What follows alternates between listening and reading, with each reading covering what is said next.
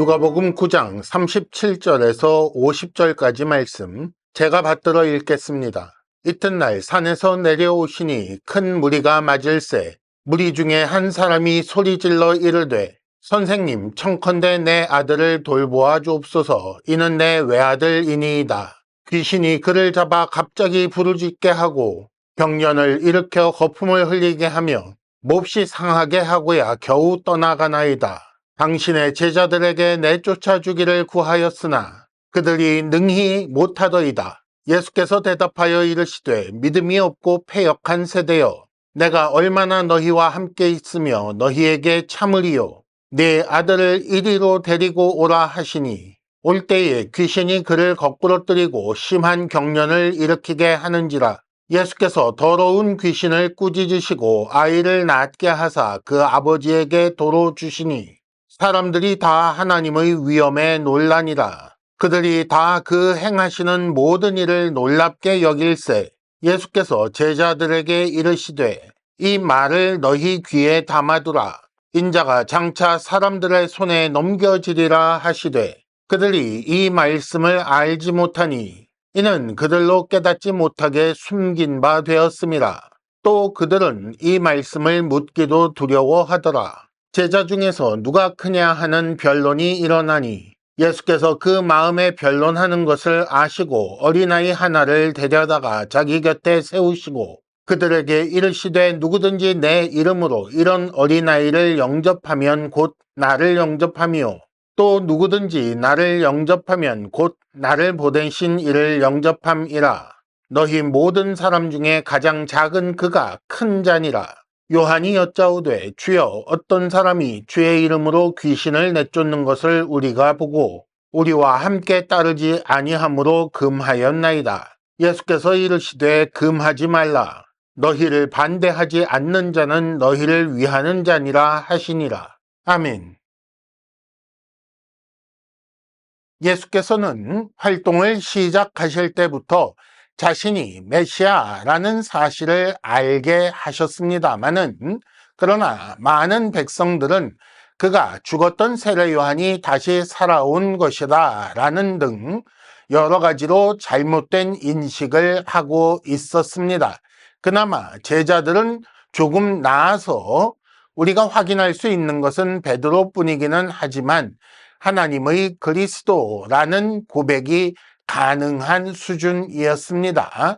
이것도 역시 훌륭한 신앙 고백이라고 생각할 수 있지만 그럼에도 우리가 조금 의심할 수밖에 없는 것은 당시 사람들이 그리스도라는 그 말에 담아놓고 있었던 의미가 우리가 생각하는 것과 조금 달랐기 때문입니다. 특히 베드로가 고백한 후에 예수께서 가르치신 것을 보면 그리스도께서 고난당하시고 죽임당하시고 그리고 사흘째 되는 날 다시 살아나신다는 것을 가르치신 것을 보면 그들은 그리스도의 죽음이라는 것에 대해 전혀 모르고 있는 수준에서 예수가 그리스도라는 것만 겨우 인식하고 있었던 그런 수준이라고 우리는 생각할 수밖에 없게 됩니다. 그런 상황에서 오늘 본문 바로 뒤에 51절에 보면 승천하실 기약이 차가매 라고 했습니다. 즉 예수 그리스도의 지상 사역의 기간이 얼마 남지 않은 상태라는 말이지요. 이런 상황을 다르게 말하자면 예수께서 죽임을 당하실 그 시간이 점점 가까이 오는데 제자들의 교육은 아직 더딘 상황이라고 할 수가 있는 것입니다. 이런 때에 예수께서는 제자들을 향하여 어떤 가르침을 주셨는데 이 가르침은 예수께서 승천하신 후, 즉 예수께서 육신으로 그들과 함께 계시지 않은 상황에서 제자들이 어떻게 살아야 하는가에 대한 그런 가르침이라고 볼 수가 있습니다. 그리고 이런 가르침은 당연히 지금 우리들이 어떻게 해야 하는지에 대한 중요한 교훈이 될 것입니다. 왜냐하면 우리도 역시 예수께서 육신으로 함께 계시지 않는 상황이며, 그리고 우리도 역시 제자이기 때문에 우리가 어떻게 살지에 관한 교훈을 이 가르침 속에서 찾아보는 것이 옳다는 말씀입니다. 예수께서 산 위에서 영광스러운 모습으로 변화되신 것을 보여주신 그 이튿날, 산에서 내려오자 큰 무리가 예수님을 맞이하였다라고 이야기가 시작이 됩니다. 이렇게 시작된 그 사건의 중심에는 귀신 들린 아들을 데리고 온 아버지가 있습니다. 그는 원래 예수님께 그 귀신을 쫓아달라고 부탁하려 한 것으로 볼 수 있습니다만은, 예수께서 산에 계시니 어쩔 수 없이 제자들에게 부탁했을 것이고, 그러나 제자들이 능히 그 일을 하지 못하였다고 그렇게 말하고 있습니다. 분명히 9장 1절에 보면 귀신을 제어하는 능력을 주셨다고 했고, 그래서 제자들이 그런 일을 해보았기 때문에 이번에도 스스로 해보려고 했으나, 그러나 실패한 것으로 보이는 것입니다. 그렇게 사람들이 제자에게 기대했다가 실망하는 그런 일이 있었고, 이런 사정을 예수께 구하자 예수께서는 말씀하시기를 믿음이 없는 패역한 세대라고 꾸중하고 계십니다. 귀신을 쫓아내지 못하는 영적 무능이 믿음이 없는 탓이다. 그것은 믿음의 문제다라고 말씀하신 것입니다. 예수께서 그러면서 덧붙이신 말이 내가 얼마나 너희와 함께 있으며 너희에게 참아야 하겠느냐라고 말씀하십니다. 뒤집어 얘기하자면 예수께서는 언젠가 떠나실 뿐이며 언젠가는 참지 않으실 것이다 라는 그런 말씀이 되는 것입니다. 그래서 예수께서 그들에게 주시는 기회, 그들에게 주시는 시간이 얼마 남지 않았다는 것을 알 수가 있고, 그 얼마 남지 않은 시간 동안에 그들은 귀신을 쫓아낼 수 있는, 영적인 무능을 이길 수 있는 그런 믿음을 길러야 한다는 그런 말이 되겠습니다. 그런데 아직도 그렇게 하지 못하고 있다, 참 더디다 라고 탄식하시며 꾸중하셨다, 이런 말이 되는 것입니다. 그러면 이 탄식과 꾸중은 누구를 향한 것이겠습니까? 그 자리에 있는 모든 사람이 귀신을 쫓아내는 일에는 무능하고 실패한 자들이니 그들 전체를 향하여 하신 말씀이겠습니다마는, 동시에 이 말씀은 제자들을 향하여 하신 말씀이라고 보아야 옳겠습니다. 탄식하고 꾸중하시는 것으로 그럼 끝나는가? 그렇지 않지요. 예수께서는 귀신을 꾸짖으셔서 귀신이 나가게 하시고 아이를 낫게 하여 그 아비에게 돌려주셨습니다. 그래서 사람들이 다 하나님의 위엄에 놀라고 있었다라고 기록되어 있지요. 이것으로 또 끝인가? 그렇지도 않습니다. 본문에는 나와 있지 않습니다만은 마가복음 9장 28절에 보면 제자들이 어찌하여 우리는 실패하였습니까? 라고 질문하고, 그 질문에 대하여 29절에는 예수께서 기도라는 것을 말씀하시는 것을 볼 수가 있습니다. 참 이상한 대답이지요. 앞에서는 믿음이 없다라고 꾸중하시고 후에는 기도에 대해 말씀하셨으니까요. 왜 그런가? 그렇다면 예수의 말씀을 따르자면 이 믿음이라는 것과 기도라는 것은 아주 긴밀하게 관련되어 있다는 것을 우리는 생각해야 합니다. 그래서 기도라는 것이 믿음과 어떻게 연결되는지 좀 생각해 보면 기도는 자기의 믿음을 표현하는 것이다 라고 간단하게 말할 수가 있겠습니다. 먼저 기도라는 것은 자신의 무능을 인정하는 것이며 그 무능과 대조되는 하나님의 능력을 인정하고 하나님께 해결을 요청하는 것이기 때문입니다. 그래서 믿음이 없는 패역한 세대라는 말은 자신의 무능을 인정하지 않는 사람들, 하나님의 능력을 인정하지 않고 그래서 하나님께 요청하지 않는 사람들이라는 말이 되는 것입니다. 참된 능력이란 그럼 무엇인가? 귀신을 쫓아내는 것이 아니라 기도하는 것이 참된 능력이며 기적을 행하는 것이 아니라 하나님께 구하여 맡기는 것이 참된 능력이 되는 것입니다. 하지만 제자들은 여전히 자신의 무능을 인정하지 않는 세상 풍토에 물들어 있으며 하나님의 능력을 인정하지 않아서 요청하지 않고 그래서 실패하는 그런 수준에 머물러 있었다라고 정리할 수가 있는 것입니다. 이렇게 여전히 참 능력이 없는 제자들에게 믿음을 교육시키시기 위해 예수께서는 지금 그 귀신을 쫓아내는 일을 하시며 이 의미를 가르치고 계셨던 것입니다. 본문과 함께 기록되어 있는 소제목이나 혹은 편집된 형태 때문에 43절 상반절에 사람들이 놀랐다라는 기록으로 이 사건이 끝이 난다고 생각하기가 쉽습니다. 더구나 그 시작이 37절 이튿날 변화산에서 내려오시면서 갑자기 당한 것이라고 생각하게 되면 이 사건을 앞뒤에 있는 말씀과 연결하여 읽으려는 시도를 하지 않게 될 수도 있습니다. 하지만 찬찬히 읽어보면 누가가 이 복음서를 그렇게 기록하지 않았다라는 것을 알 수가 있습니다.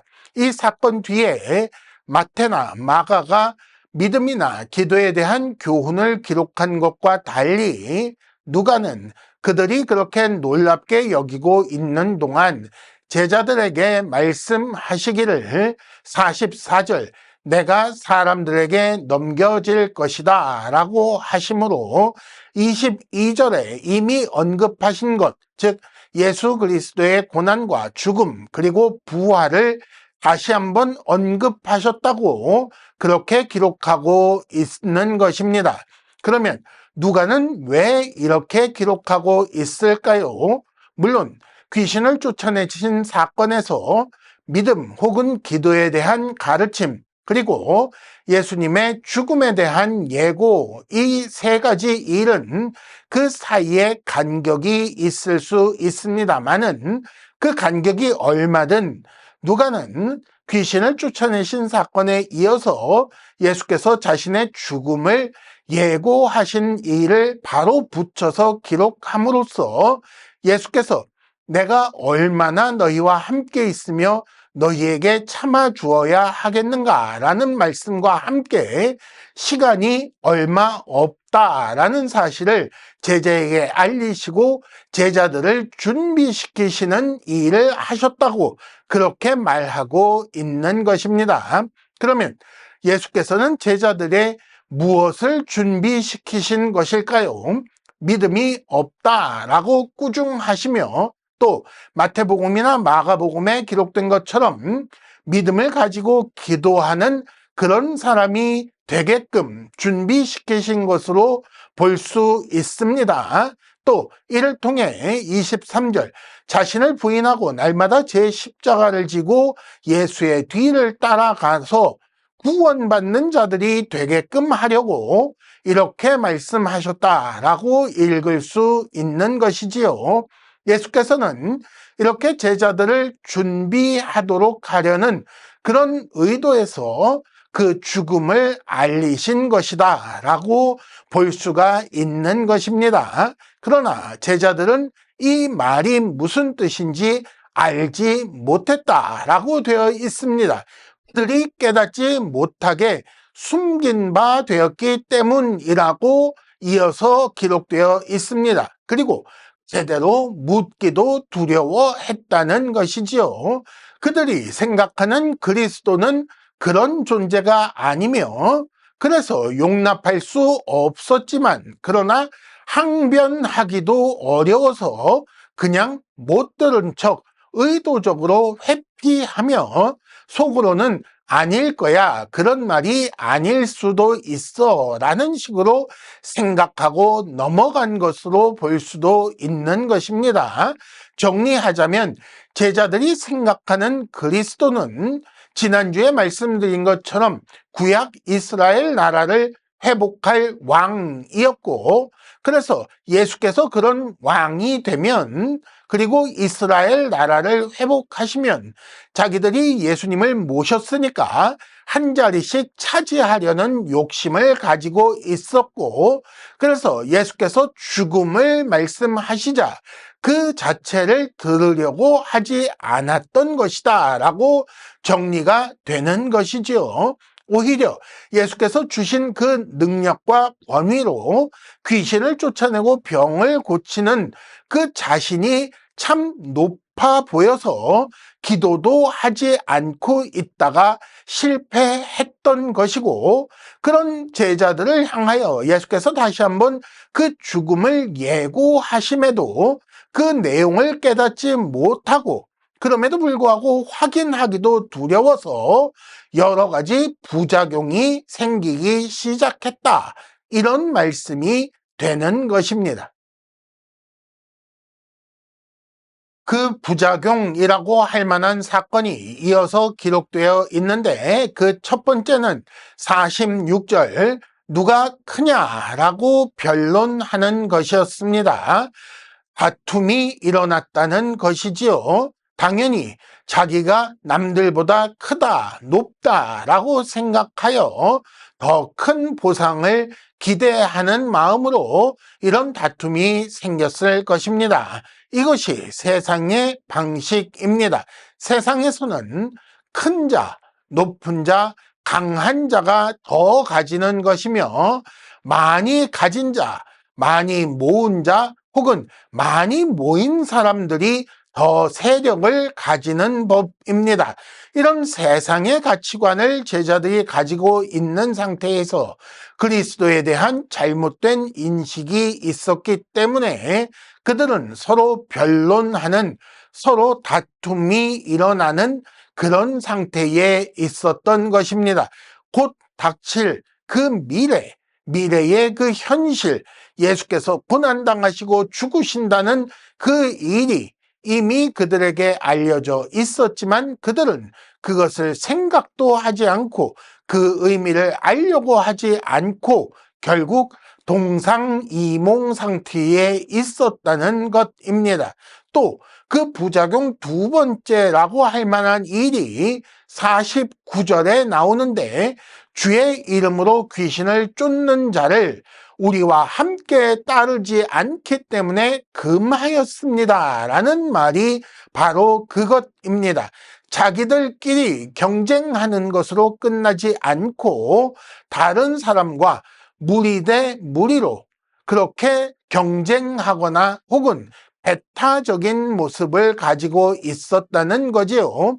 자기들은 예수 가까이 따르는 자들이고 그래서 예수님의 이름을 사용하여 귀신을 쫓아내고 병을 고치는 특권을 가져도 괜찮은 사람들이라고 생각한 것이고, 그렇게 자기들과 함께 다니지 않는 자들은 그런 영광을, 그런 특권을 가지면 안 된다고 생각하고 있었던 것입니다.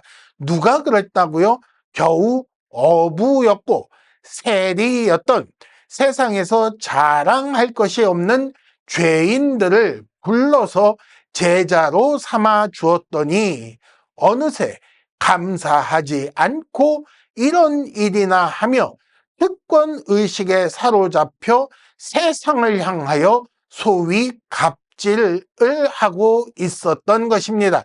귀신을 쫓아내는 능력이 자기들 것도 아닌데 어떻게 그들은 그렇게 다른 사람이 하는 일도 금할 그런 답답한 생각이나 하고 있었는지 모르겠습니다. 이런 제자들의 모습을 아시고 예수께서는 어린아이 하나를 앞에 세우시고 이런 어린아이를 영접하는 자가 나를 영접하는 자이고 그렇게 나를 영접하는 자가 나를 보내신 분, 즉 하나님을 영접하는 것이다 라고 말씀하셨습니다. 이를 통해 어린 아이가 그 작고 낮고 약한 존재가 영접받도록 하시는 것입니다. 세상은 크고 높고 강한 자가 대접받는 곳이지만 하늘에서는 하나님 나라에서는 큰 자가 작은 자를 위하여 존재하는 것이고 그래서 작은 자, 낮은 자, 약한 자가 대접받는 곳이다 라고 말씀하신 것입니다. 왕이 백성들을 위하여 일하기를 마치 부모가 자식을 위하여 일하는 것처럼 하는 그런 나라가 하나님 나라라고 가르쳐 주신 것이지요. 그래서 제자들이 내가 크다라고 주장하려면 다른 사람을 더 열심히 섬겨야 하고 그렇게 하기 위해 더 낮은 자리에 서야만 하게끔 그렇게 말씀하셨던 것입니다. 그리고 귀신 쫓는 것을 금하였다는 말에 대하여는 금하지 말라라고 말씀하셨지요. 비록 예수를 따라다니지는 않는 그만큼 아직 믿음이 자라나지 않은 그런 자일지라도 그럼에도 불구하고 귀신을 쫓는다는 것은 그가 예수님께 속한 자라는 증거이며 하나님께서 그 기도를 듣고 응답하신다는 증거를 가진 자이니 그를 통해 하나님 나라가 확산되고 있으니 그를 금하지 말아야 한다라는 말씀으로 생각할 수가 있는 것입니다. 그래서 그는 너희를 위하는 자다라고 말씀하십니다. 즉 같은 편이다라는 말씀이 되는 것이지요. 편가르기를 하라는 말이 아니라 좋은 일을 왜 금지하는가? 그것이 우리에게도 유익한 것 아닌가라고 말씀하셨다는 것입니다. 하나님께서 그를 용납하시고 그의 기도를 들어 귀신을 쫓아주셨다면 그렇다면 제자는 당연히 그를 용납하고 그를 같은 편으로 여겨 그의 하는 일을 좋아하고 즐거워해야 하는데 왜 금지하며 왜 반대편에 세우려 하느냐라고 말씀하신 것입니다. 제자는 어떠해야 하는가 가르쳐 주신 예수님의 이 말씀을 우리가 따라서 살고 있는지 생각해 보시기 바랍니다. 우리 주변에 그런 사람들이 많지 않은 것 같지요.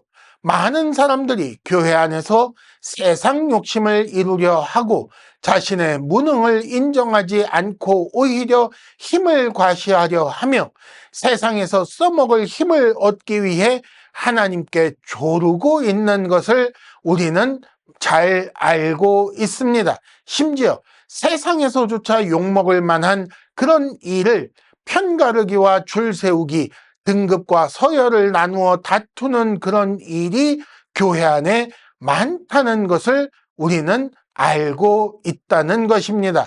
제자의 눈을 가린 그 욕심이 지금 우리의 눈을 가려서 예수의 말씀을 듣지 않게 하며 예수를 따르는 삶을 살지 못하게 하는 것 아닌지 스스로의 삶을 다시 한번 돌아보아야 한다는 것입니다. 제자의 길을 오해하지 마십시다. 예수의 말씀을 따라 우리는 바른 길을 가야 하며 예수께서 가신 그 십자가의 길을 따라가야 하는 것입니다. 자기 영광을 위해 사는 것이 아니라 하나님의 영광을 위해 자신을 부인하며 날마다 자기의 십자가를 지고 그 길을 가야 하는 것이 바로 우리라는 사실을 우리는 잊지 마십시다. 하나님을 믿는 것, 예수를 믿는 것이 계급이나 특권이 아니라는 것을 인식하고 주의 말씀을 따라 약하고 낮은 자를 영접하는 삶에 힘쓰기를 바랍니다. 이를 통해 하나님 나라와 세상이 얼마나 다른지 보여주는 참 제자로 사는 그런 삶을 우리 모두가 살게 되기를 바랍니다.